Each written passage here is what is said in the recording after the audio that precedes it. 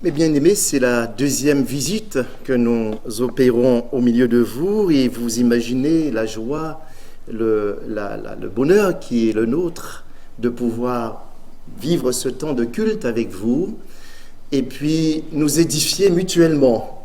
Évidemment, je viens pour échanger quelques propos avec vous sur la parole du Seigneur, mais je viens également pour être enrichi par vous, par vos prières, comme l'a dit notre frère tout à l'heure, à travers les chants, à travers les témoignages et vivre ce moment solennel, le repas du Seigneur. Donc on s'enrichit mutuellement. Alors mes bien-aimés, je vous propose de lire avec moi un texte que je trouve dans l'Évangile selon Jean, au chapitre 21. Je lirai les versets 1 à 14 dans la Bible dite la Nouvelle Bible Seconde. Après cela, Jésus se manifesta encore aux disciples à la mer de Tibériade. Voici comment il se manifesta. Simon-Pierre, Thomas, celui qu'on appelle le jumeau, Nathanaël de Cana, de Galilée, les fils de Zébédée et deux autres de ses disciples étaient ensemble. Simon-Pierre leur dit « Je vais pêcher ». Ils lui dirent « Nous venons avec toi, nous aussi ». Ils sortirent et montèrent dans le bateau. Cette nuit-là, ils ne prirent rien. Le matin venu, Jésus se tint debout sur le rivage, mais les disciples ne savaient pas que c'était Jésus. Jésus leur dit, « Mes enfants, avez-vous quelque chose à manger ?»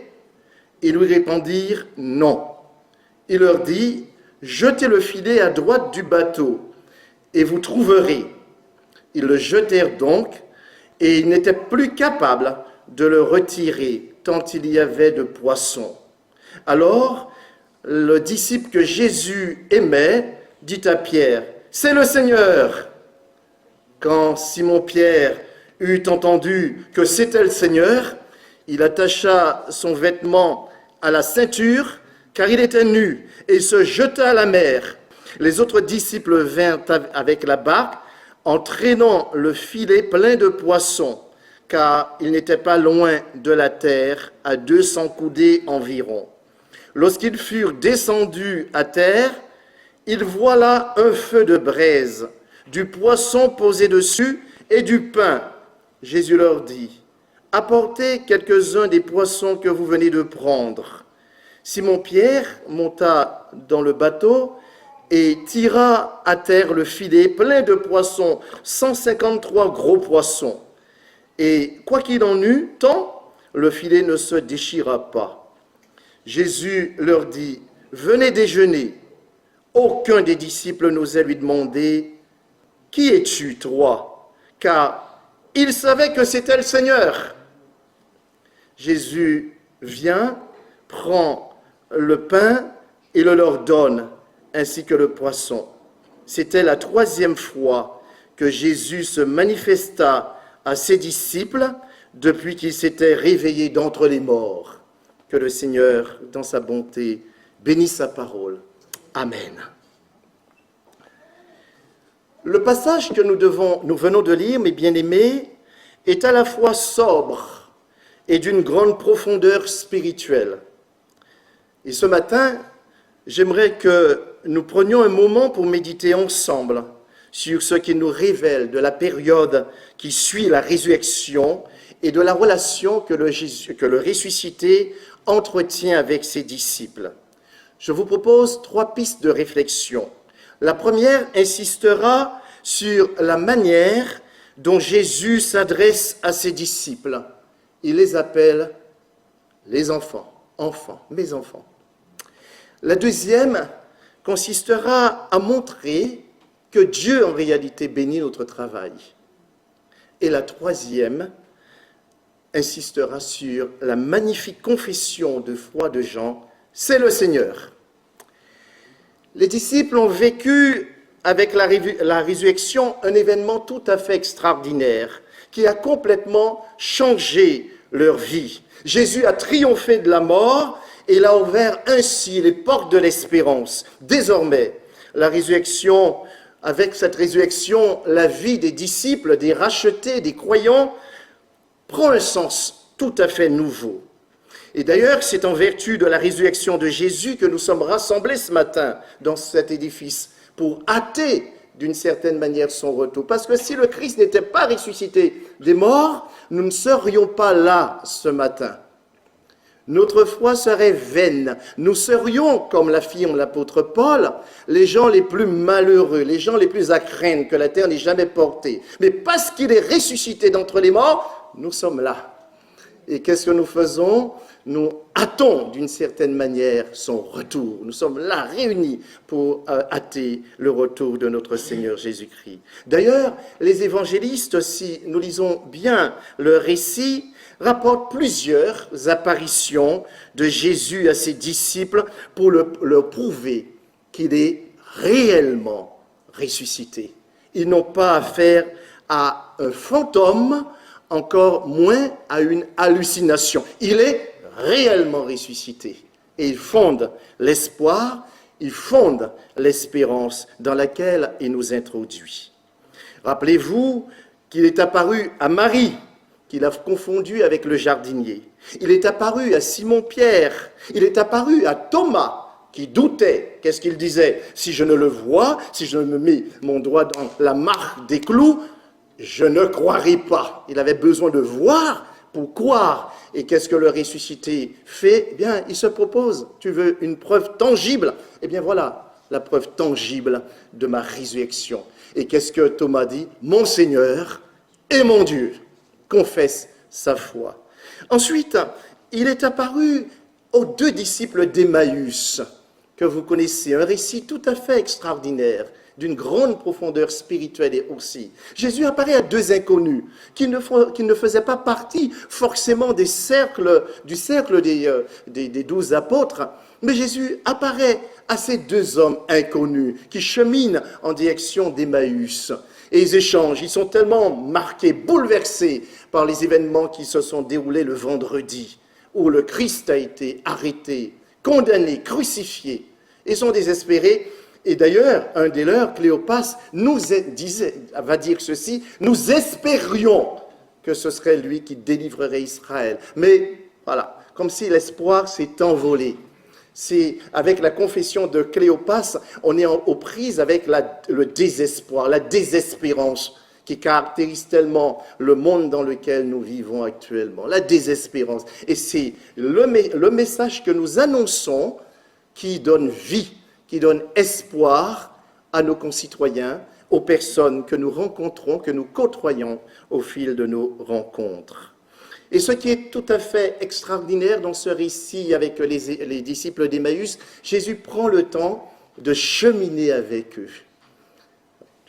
Tu disais tout à l'heure, notre frère, que nous perdions beaucoup de temps, ça et là, dans différentes activités. Et voilà Jésus qui prend le temps de cheminer avec 2 hommes, des inconnus, et qui leur parle avec tendresse, qui leur parle avec patience. Il prend le temps de leur expliquer l'Écriture.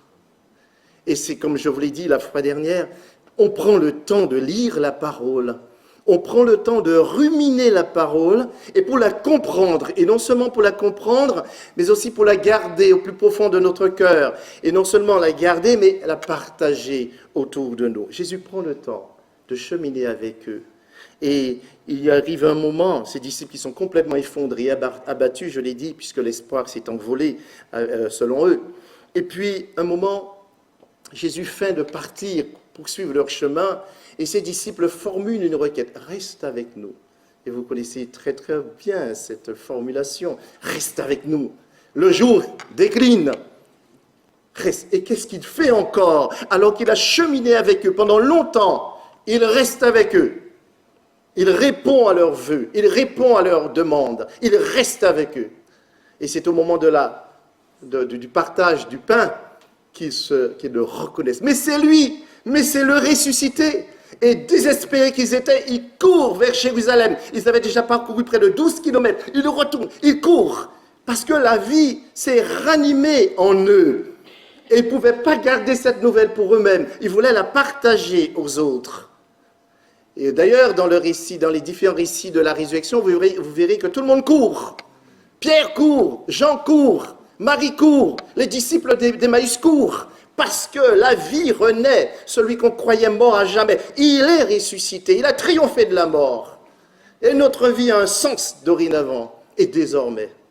Voilà ce que Jésus fait avec ces différentes personnes qu'il rencontre. Seulement quelques jours après Pâques,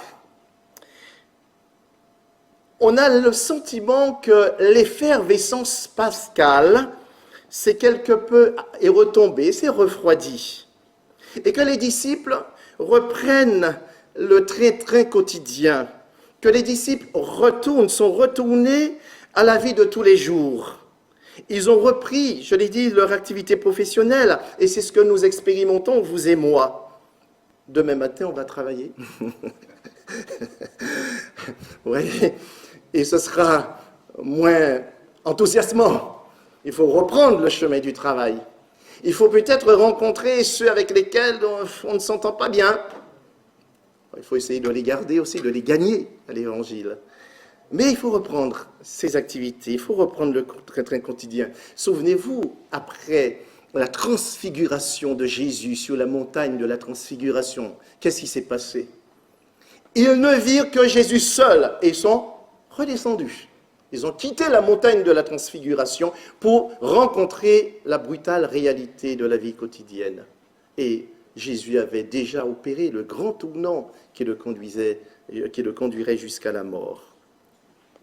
Seulement, ces disciples qui reprennent le train quotidien, leur travail, ne seront plus pareils parce que quelque chose s'est passé. Ils ont vu Jésus le ressusciter. Jésus, je le répète, a ouvert pour eux les portes de l'espérance. Autrement dit, la résurrection de Jésus a changé complètement leur façon de voir les choses. Eux qui vivaient dans la clandestinité sont rendus à la vie sociale. Alors Pierre propose d'aller pêcher. Et les autres disciples lui disent, on veut venir avec toi, on t'accompagne. J'apprécie leur réaction qui témoigne d'une belle solidarité et d'une belle complicité. Seulement, dans le texte que nous venons de lire, une chose peut nous surprendre. Au verset 4, il est dit que les disciples ne savaient pas que c'était Jésus. Ils ne savaient pas que c'était Jésus. Pourquoi? On peut se poser la question. Ne l'ont-ils pas reconnu?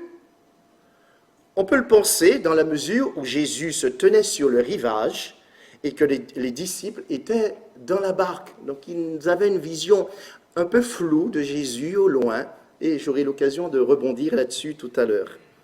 Seulement, Jésus leur pose une question.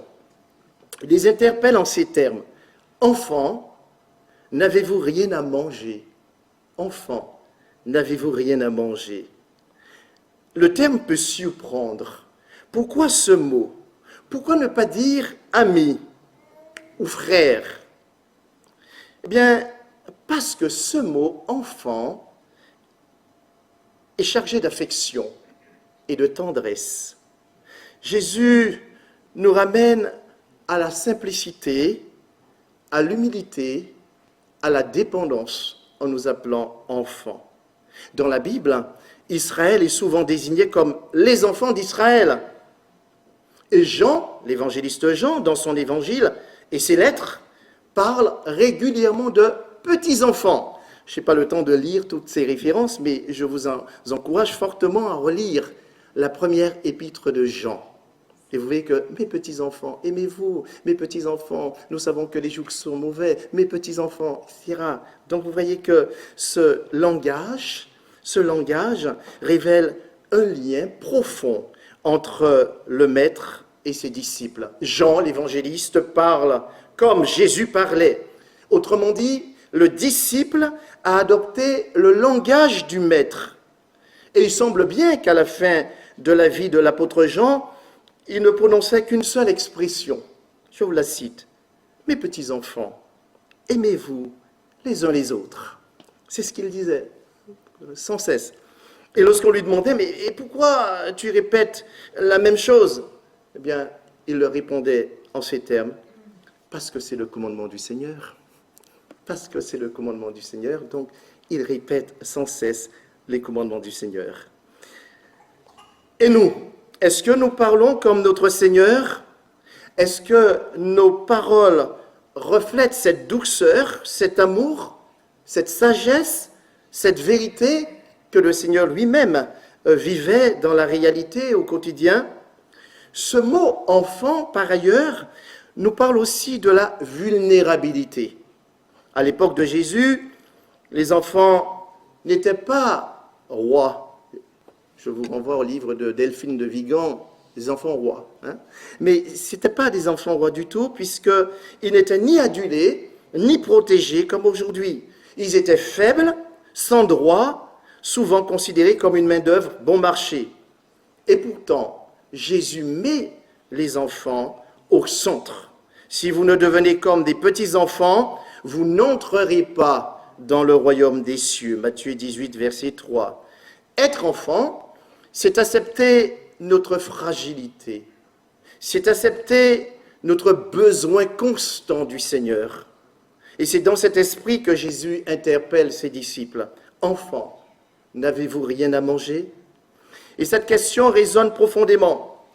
On s'aperçoit ici que Jésus s'intéresse aux besoins matériels de ses disciples, à leurs besoins concrets. Il prend soin de leur corps, mais aussi de leur âme. Et d'ailleurs, c'est l'apôtre Paul qui disait ceci en Philippiens chapitre 4, verset 19. « Mon Dieu pourvoira à tous vos besoins selon sa richesse, avec gloire en Jésus-Christ, notre Seigneur. » Et Jean chapitre 1er, verset 12 nous déclare ceci. « Mais à tous ceux qui l'ont reçu, à tous ceux qui croient en son nom, elle a donné le pouvoir, c'est-à-dire la parole de vie, a donné le pouvoir de devenir enfants de Dieu. » Nous ne naissons pas enfants de Dieu, nous devenons enfants de Dieu. Nous ne naissons pas chrétiens, nous devenons chrétiens. Et cela en vertu de la conversion que nous vivons avec le Christ. Nous ne naissons pas docteurs, nous devenons docteurs. Nous ne naissons pas citoyens, nous le devenons à l'âge de 18 ans, citoyens à part entière. Alors, si nous prétendons être disciples et nous ne connaissons pas le langage du Seigneur, il y a forcément une incohérence. Si nous nous réclamons disciples et notre langage s'éloigne radicalement de celui du Maître, nous pouvons alors légitimement nous demander quel genre de disciples sommes-nous. Si nous nous disons disciples et nous faisons le contraire de ce que le Maître exerce, quelle est donc la crédibilité de notre affirmation? J'ai vu le président de la Russie tenir un cierge à la main le dimanche de Pâques et lancer les bombes le lundi de Pâques sur la ville de Kiev. C'est une incohérence, vous voyez. Donc, le terme « enfant » est chargé d'affection. Le disciple ou les disciples doivent accepter cette fragilité et simplicité pour répondre à l'appel du Seigneur. Et un jour, alors que Jésus avait annoncé sa mort et sa résurrection de façon explicite à ses disciples, ceux-ci n'ont pas compris ce que le Seigneur leur avait dit. Alors ils se sont interrogés à ce sujet. Et en chemin, ils se sont demandé, mais lequel serait le plus grand? Et arrivé à Capharnaüm, Jésus les questionna en ces termes. De quoi discutiez-vous en chemin? Mais ils n'ont pas osé apporter une réponse au Maître. Peut-être qu'ils étaient gênés. Et c'est à ce moment-là que Jésus place un petit enfant au milieu des disciples et il s'exprime en ces termes. Si vous ne vous convertissez et si vous ne devenez comme les petits-enfants, vous n'entrerez pas dans le royaume des cieux. Matthieu, chapitre 18, versets 1 à 4. J'aborde mon deuxième point. Dieu bénit notre travail, Dieu bénit notre œuvre. Les disciples avaient péché toute la nuit, sans rien prendre. Écoutons leur réponse. Nous n'avons rien. Une nuit blanche, une nuit d'effort pour rien. Quel découragement! Je vous laisse imaginer le découragement qui est le leur. Qui parmi nous ne connaît pas cette sensation d'un travail dur, d'avoir travaillé dur, sans résultat apparent? D'avoir prié, d'avoir témoigné, d'avoir étudié, investi, pour ne voir aucun fruit. Oui, vous et moi, un jour ou l'autre, avons éprouvé cette sensation, cette frustration devant l'échec ou l'incrédulité des hommes. Nous aussi, lorsque nous annonçons l'Évangile autour de nous et que les gens refusent de croire, qui nous disent que ça ne m'intéresse pas cette histoire de Dieu que vous m'annoncez, eh bien, cela nous fait du mal. On a le sentiment de vivre un échec brûlant. Lorsque nous organisons une campagne d'évangélisation, encore une soirée de louange, et qu'on a invité tout le monde aux alentours, et résultat des courses, très peu sont venus. On vit ça comme un échec, comme une souffrance, comme quoi, le travail n'a pas payé. Et ça, Jésus le comprend. Jésus voit au-delà de ce qu'on peut voir. Il connaît nos frustrations. Il connaît ce que nous pouvons ressentir. Et c'est précisément dans ce moment de vide que Jésus intervient. Il intervient. Et qu'est-ce qu'il leur dit? Jetez les filets. Jetez vos filets. Et qu'est-ce qu'ils font, ces disciples? Ils obéissent, sans savoir encore que c'est lui. Mais dans leur désespérance, quelqu'un leur donne un conseil, on dit, on jette, on me demande de le faire, je le fais, mais sans conviction profonde. Mais cette obéissance se révélera essentielle. Que se passe-t-il? Eh bien, lorsqu'ils font remonter les filets, ils assistent à une pêche miraculeuse, abondante, surprenante. Jésus bénit leur travail. Et lorsque Jésus donne, il donne abondamment, il donne généreusement, il donne ce qui a du prix. Et j'aime à rappeler que nous, vous et moi, mes chers amis, mes chers bien-aimés, lorsque nous donnons souvent, c'est ça la nature humaine, ce qui ne nous coûte pas, ce dont on n'utilise pas. On le jette, on le donne parce que j'en ai plus besoin. Mais Dieu nous donne ce qui a du prix, ce qui a de la valeur. Et c'est ce que Marie a donné, le parfum de nard sur la tête de Jésus, c'est le salaire d'une année, ce qui a du prix, ce qui a de la valeur. Jésus les bénit abondamment, et on sait très bien, d'après Proverbes chapitre 10, verset 22, c'est la bénédiction de l'Éternel qui enrichit et ne la fait suivre d'aucun chagrin.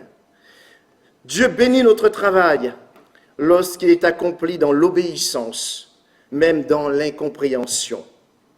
Vous comprenez pourquoi il utilise le terme « enfant » ici, lorsqu'il interpelle ses disciples, dans leur déception. C'est une parole affective et bienfaitrice qu'ils avaient besoin d'entendre. Et cela me rappelle un peu le découragement d'Élie. Élie, au chapitre 19 du livre des rois, du premier livre des rois, chapitre 19, versets 3 à 14, il est complètement découragé. Et pourquoi est-il découragé? Parce qu'il a prêché, il a défié les prophètes, les faux prophètes de Baal. Résultat des courses, Jézabel s'en prend à sa vie et jure par tous ces faux dieux que si je ne tue pas Élie aujourd'hui, eh bien que mes dieux me punissent. Et qu'est-ce qu'il fait, Élie? Le grand Élie, celui qui a combattu les prophètes de Baal, il fuit complètement désemparé, découragé. Et plus est, il demande la mort, même un esprit suicidaire. Seigneur, la mort m'est préférable à la vie, parce que j'ai combattu et je suis resté tout seul et ils veulent s'en prendre à moi, ils veulent me tuer, alors prends ma vie. Bien, le Seigneur le conduit vers le mont Horeb, et vous connaissez la suite du récit, il y a une triple apparition. Il y a un vent violent que Dieu fait se lever, et il est précisé que Dieu n'était pas dans ce vent violent. Tremblement de terre, Dieu n'était pas dans ce tremblement de terre. Et puis, un son doux et subtil. Et le Seigneur était dans ce son doux et subtil. Parce que voilà un homme qui est déjà abattu, un homme qui est déjà écrasé, qui souffre, qui est éprouvé. Eh bien, Dieu ne vient pas avec des paroles fermes, avec des paroles dures. Il vient avec des paroles douces, avec des paroles empreintes de tendresse. et pour le réconforter. Et voyez bien que c'est dans ces moments-là, c'est ces paroles-là qu'il avait besoin, Élie, au sein même de son découragement, au sein même de son épreuve. Et ce sont des paroles de douceur, de réconfort. Et nous pouvons comprendre pourquoi Jésus les appelle « mes enfants ». N'avez-vous rien à manger? Hein? Il n'avait pas dit, oui, bon, vous auriez dû faire ceci, vous auriez dû faire cela, comme nous le dirions. Mais non, il va pouvoir. Revenons à notre texte. Ce qui nous surprend, c'est que les disciples, bien qu'ils n'aient pas encore reconnu Jésus, jettent leur filet comme cet inconnu leur a demandé. On peut comprendre que Jésus ne force personne. Il leur ordonne de jeter leur filet et les disciples pouvaient s'y refuser. Mais ce jour-là, ils ont obéi de leur plein gré et leur obéissance a été généreusement récompensée. Et nous entendons bien la parole du Seigneur. Si tu crois, tu verras. Si tu crois, tu verras de grandes choses. Il faut croire pour voir. Ils jettent leur filet, ceux-ci se remplissent de poissons à tel point qu'ils sont incapables de tout ramener dans leur barque. C'est une pêche miraculeuse. Et nous le voyons encore, Jésus donne généreusement, il donne abondamment. Il faut croire pour voir les bontés du Seigneur. Il faut croire et obéir pour recevoir la bénédiction en abondance du Seigneur. Et on peut le dire, c'est le Seigneur qui bénit notre travail, c'est le Seigneur qui bénit notre fidélité, c'est le Seigneur également qui bénit notre persévérance et notre engagement à son service. Il faut croire et voir comment le Seigneur peut faire des choses infiniment au-delà de ce que nous pouvons croire, sinon espérer. Troisième point de ce message, après le constat de cette pêche miraculeuse, un des disciples du Seigneur déclare ceci. C'est le Seigneur. Et vous le voyez ici à plusieurs reprises. Regardez au verset 7, si nous lisons le verset 7, il est dit ceci. Alors le disciple que Jésus aimait dit à Pierre, c'est le Seigneur. Quand Simon-Pierre eut entendu que c'était le Seigneur, il attacha son vêtement à sa ceinture. Et plus tard, au verset 12, Jésus leur dit, venez déjeuner. Aucun des disciples n'osait lui demander, qui es-tu? Car il savait que c'était le Seigneur. C'est le Seigneur. C'est une belle déclaration de foi que nous avons ici. Une merveilleuse confession de foi. Jean a reconnu le Seigneur à ce signe miraculeux, mais vraisemblablement à sa parole, comme nous l'avions dit tout à l'heure. Il a reconnu que c'est Jésus qui est capable de faire des choses de cette manière. Et même Pierre, après cette pêche miraculeuse, ne semble pas l'avoir reconnu, ainsi que les autres disciples d'ailleurs. Mais Jean nous avait déjà donné une démonstration de foi lorsqu'il s'était rendu le premier jour de la semaine. Souvenez-vous, il avait couru à l'annonce de la résurrection de Jésus et il avait couru beaucoup plus vite que Pierre. Mais il n'osait pas entrer dans le tombeau vide. Il avait accordé cette primauté à Pierre.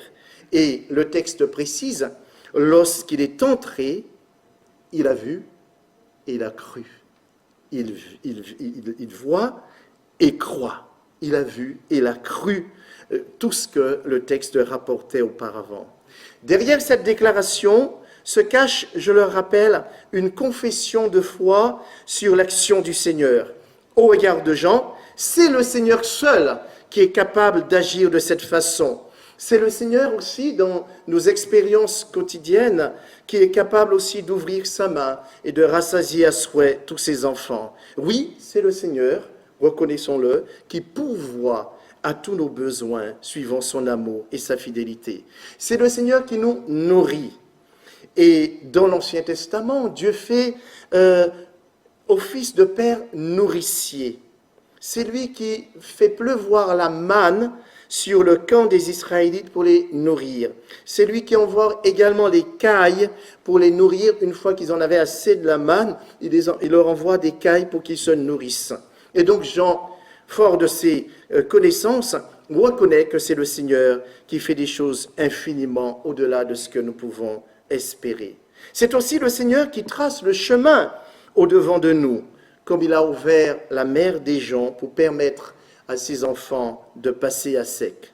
C'est le Seigneur qui vous donne l'occasion de vivre des choses étonnantes et fascinantes. C'est le Seigneur qui nous donne la capacité de surmonter les épreuves bouleversantes qui apparaissent sur notre chemin. C'est lui qui guérit. Il est dit ceci, il a le pouvoir de nous guérir de toutes nos maladies, de toutes nos infirmités.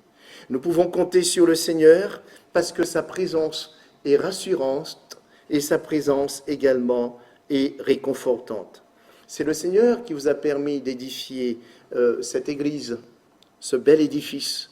Et c'est le Seigneur également qui maintient son église debout, envers et contre tout. C'est le Seigneur qui dessine l'avenir de son église. Et c'est lui également qui vous accompagnera dans vos projets d'église, vos projets de vie d'église. Soyez-en certains, si tu crois, tu verras de grandes choses. Alors, permettez-moi de vous dire ceci, nous devons effectivement attendre de grandes choses provenant de Dieu, mais nous devons, comme disait le missionnaire William Carey, missionnaire aux Indes au XIXe siècle, nous devons nous aussi entreprendre de grandes choses pour la gloire de notre Dieu. C'est le Seigneur qui nous donne un avenir fait d'espérance. Peut-être que vous ne voyez pas un peu le travail que vous accomplissez, vous ne voyez pas un avenir, mais sachez que Dieu dessine un avenir pour vous. Alors je termine sur cet épisode de la vie du patriarche Jacob. J'aime ce personnage. Je le trouve fascinant. Pourquoi ? Parce qu'il nous ressemble tellement, lui, Jacob. Il nous ressemble. Jacob est obligé de fuir le domicile familial, le cocon qu'il avait tellement rassuré, protégé. Pourquoi ? Parce que son frère Ésaü veut le mettre à mort. Il a marchander le droit d'aînesse pour un plat de lentilles. Et Jacob est obligé de fuir, il ne peut plus rester dans sa famille. Il est désemparé, comme les disciples. Il va connaître une épreuve assez brûlante. Et on le voit dormir à la belle étoile. Et une fois qu'il passe une nuit à la belle étoile, il a un songe. Il voit le ciel ouvert et les anges monter et descendre. Et pour la première fois, après cette expérience, on l'entend prier. On n'avait jamais vu Jacob prier. Et il prie le Seigneur. Vous trouvez la référence au chapitre 28, versets 21 et suivants du livre de la Genèse. Et qu'est-ce qu'il réclame ? Il réclame au Seigneur la bénédiction. Il fait ce vœu. Si Dieu est avec moi et me garde pendant ce voyage que je fais, s'il me donne du pain à manger, et des habits pour me vêtir, et si je retourne en paix à la maison de mon Père, alors l'Éternel sera mon Dieu. Belle prière, mais c'est une prière qui est faite d'engagement. Si Dieu opère cela, si il me donne de quoi manger, de quoi me vêtir, si je retourne en paix dans la maison de mon Père, Dieu sera mon Dieu. Il conclut une alliance avec le Seigneur. Lorsque les disciples arrivent sur le rivage, Jésus a déjà tout préparé pour eux. Le feu est allumé, le poisson est grillé. On aurait dit que c'est Jésus qui se ceint du tablier du cuisinier. Il fait office de cuisinier. Et je dirais même qu'il fait office de roi serviteur. C'est lui qui les accueille. C'est lui qui les invite à sa table, à la table qu'il a préparée. C'est lui qui les nourrit. C'est encore lui qui prend soin d'eux. Vous n'avez rien à manger, mais en réalité, j'ai préparé de quoi pour vous. J'ai préparé le repas pour vous. Voyez-vous, mes bien-aimés, le plus grand, c'est celui qui se met au service de l'autre. Je suis en train d'accompagner un couple qui envisage de se marier et j'ai été interrogé sur cette notion de chef. Le mari est le chef. Alors, j'éclairais un peu cette notion pour dire, mais le chef de quoi ? le chef de sa femme. Mais en réalité, le chef, c'est celui qui sert. Le chef, c'est le serviteur. Voyez, vous voulez être chef, soyez serviteur. Et là, vous allez accomplir votre fonction de chef. Voyez, donc, qui est grand ici, c'est Jésus. Le Seigneur, c'est le serviteur. Et nous le chantons avec le groupe de louanges, roi serviteur. Hein, il vient des cieux et puis c'est lui pour nous servir. Non pour être servi, mais pour servir et donner sa vie en rançon pour plusieurs. C'est lui le serviteur. Et cette image est forte. Jésus n'est pas seulement ressuscité, il est présent. Il est proche de ses disciples, il est également attentionné. Il pourvoit, il est le Christ nourricier. Autre leçon pratique, ils n'avaient pas reconnu Jésus parce qu'ils étaient éloignés. Mais lorsqu'ils se sont rapprochés de lui, ils n'ont plus douté. D'ailleurs, le texte dit, nul n'osait lui demander qui est-il parce qu'ils avaient reconnu que c'était le Seigneur. Alors, ma réflexion est la suivante.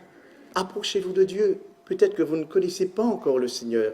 Peut-être que vous connaissez des choses sur Dieu, mais que vous ne connaissez pas le Seigneur. Je connais beaucoup de choses. Il y a des gens qui connaissent beaucoup de choses sur Dieu. Ah oui, Dieu, je sais, il fait ceci. Hein. Mais est-ce que vous le connaissez personnellement? Est-ce que vous avez ouvert un jour votre cœur au Seigneur et que vous l'avez invité à venir prendre le gouvernail de votre vie, de vous diriger, de tout lui confier et de le reconnaître comme votre sauveur et comme votre Seigneur? C'est à cela qu'il nous appelle ce matin. Jésus se tient sur le rivage de nos vies. Même quand nos filets sont vides, même quand nos yeux sont voilés par les épreuves ou les échecs, il se tient sur le rivage de notre vie. Est-ce que vous l'apercevez? Est-ce que vous le voyez? Je vous rappelle ce texte de 2 Rois, chapitre 6, versets 17 et suivants. Il s'agit d'une prière d'Élisée. Élisée, dont le pays allait être envahi par l'armée syrienne. Et son serviteur avait peur. Et il dit, mais voilà, il y a une armée immense qui va nous attaquer. C'est fini pour nous. C'en est fini de l'existence d'Israël. Et puis, Élisée, prononce cette prière éternelle. Ouvre ses yeux pour qu'il voie. Et qu'est-ce qu'il est dit? Le Seigneur a ouvert les yeux de ce serviteur et il a vu également une armée d'anges du Seigneur. Alors, ceux qui sont avec nous sont plus nombreux que ceux qui sont contre nous.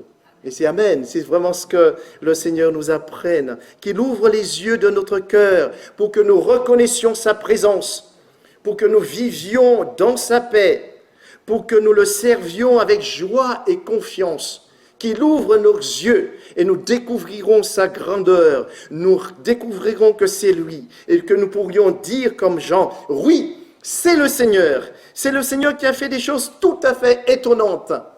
Alors, je n'en ai pas parlé avec mon gendre ce matin, Michael, qui est là. Bien, Michael, lorsqu'il a fait sa présentation, qu'il est venu me voir pour me dire qu'il aimait ma fille, j'étais content.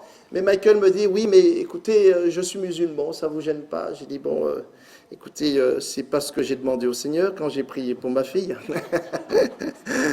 J'avais demandé au Seigneur un mari qui puisse encourager ma fille vers le Seigneur, l'accompagner, la ramener à l'église, puisqu'elle habitait Marseille, elle allait de temps en temps, mais j'avais demandé, mon épouse et moi, prier en ce sens. Et Michael est venu et qui nous dit, bon, je suis musulman. J'ai dit, le Seigneur, il y a peut-être erreur sur la commande.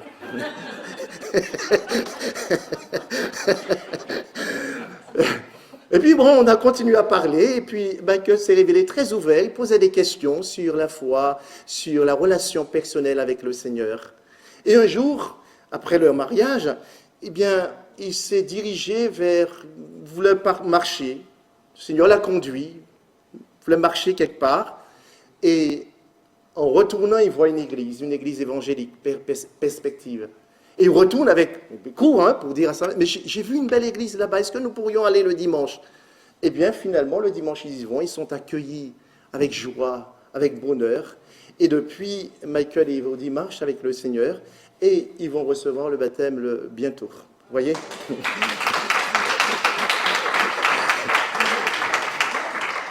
Et on peut dire, c'est le Seigneur qui avait bien écouté ma prière. C'est lui qui avait bien écouté ma prière. Il ne s'était pas trompé parce qu'il avait des choses extraordinaires à réaliser dans la vie de ma fille et dans la vie de mon gendre. Donc c'est le Seigneur. Et lorsque nous le confessons, si tu crois, tu verras. Et si nous croyons, nous verrons de grandes choses pour le Seigneur. Alors faisons-lui confiance. Ne désespérons pas, parce qu'il nous a prouvé à travers ce texte qu'il est vraiment ressuscité et qu'il tient notre vie dans sa main et qu'il ouvre des perspectives joyeuses, intéressantes pour nous. Faisons-lui confiance. Ne désespérons pas. Ne soyons pas gagnés par la désespérance, parce que Jésus est notre espérance. Amen.